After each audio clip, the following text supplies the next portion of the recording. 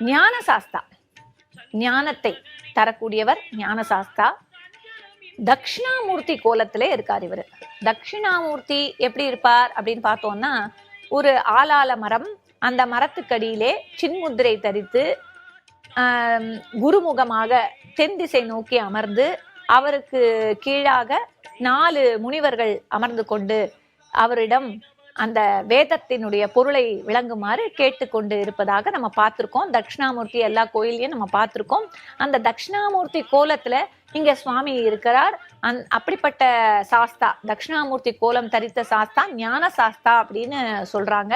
அந்த ஞான சாஸ்தாவை நாம் துதித்தோமே ஆனால் நமக்கு ஞானத்தை அவர் அளிப்பார்.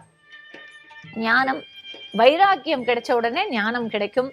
அந்த இறைவனுடைய திருவடியிலேயே நான் எப்பொழுதும் இருக்க வேண்டும் என்கின்ற அந்த ஞானம் பெறப்பெறுவோம். அந்த ஞான சாஸ்தாவை வணங்கி